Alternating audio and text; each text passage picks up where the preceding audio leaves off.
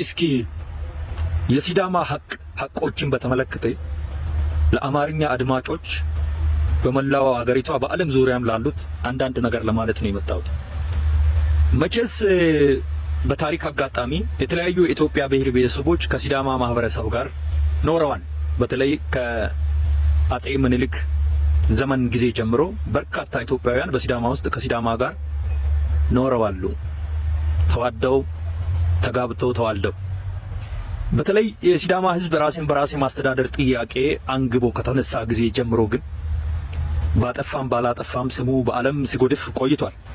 በተለይ የሐዋሳ ከተማ ቀዘቀዘችና ከሐዋሳ ከተማ ጋር ተያይዞ የሚነሱ ነገሮች አሉና እንደው ከሲዳማ ሀቅ እንበልና በመሬት ላራሹ አዋጅ ወቅት እንኳን በተለያዩ አካባቢዎች የሚኖሩ የባላባት ወገኖች ለስደት ሲዳረጉ ሀብት ንብረቶቻቸውን አጥቶ ሲመጡ በሲዳማ አካባቢ የሀገር ሽማግሌዎች የሚሰሩት እንደ ወጣቱን ራሱ በወቅቱ ተው እነኚህ የእግዚአብሔር ምርኮኞች ናቸው ተብሎ አብሮ ነው ይኖረው።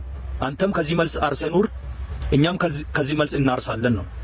በሲዳማ ሁሉም አካባቢ በሚባል ደረጃ ከሐዋሳ ጀምሮ እስከ አሮሬሳ ድረስ እስከ ዳራ ድረስ በተለያዩ አካባቢዎች ኢትዮጵያውያን መጥቶ ሲኖሩ ሃይማኖታቸው ተጠብቆላቸው ነው የኖሩት። አልፎ አልፎ ስርዓታት መንግስታት ሲቀያየሩ ለውጦች ሲካሄዱ ሲከሰቱ መንገጫገጮች ሊኖሩ ይችላሉ። በዚህም በዛም ሰዎች ሀብት ንብረት የሰው ህይወትም የሚጎዳበት አጋጣሚ ሊኖር ይችላል። ነገር ግን የብሔር ጥላቻ፣ የሃይማኖት ጥላቻ፣ የነገድና የጎሳ ጥላቻ አይስተዋልም በሲዳማ ምድር። ስለዚህ ይሄ ህዝብ ምናልባት በርካታ ኢትዮጵያውያን መምህራን ሆነው ገብቶ ሰርቶ ሊኖሩ ይችላሉ።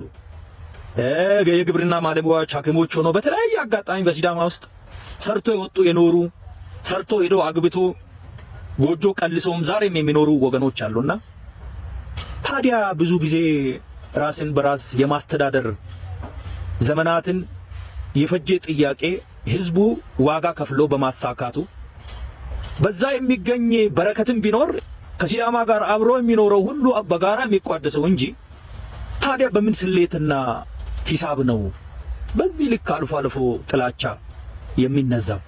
ይገርመኛል። ስለዚህ ይሄ ህዝብ ዳዊ ቡሹ ብሎ እንዳልተቀበለ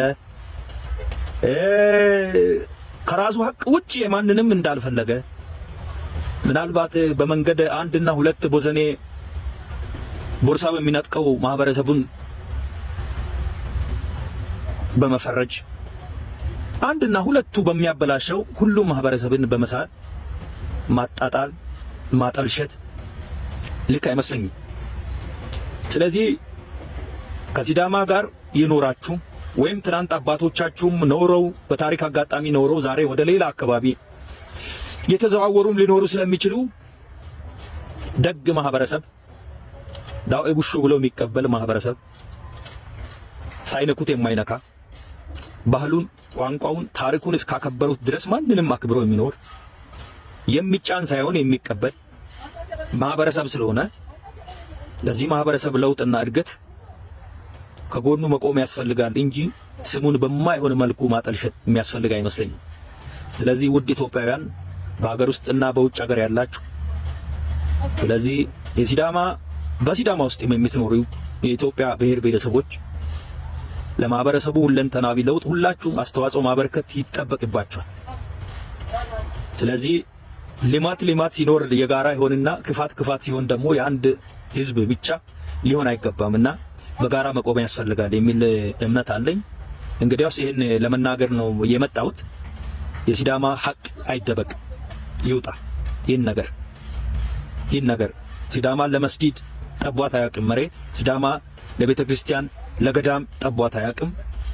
ስለዚህ ሁሉም እንደ ልቡ ገብቶ የሚወጣበት ነው።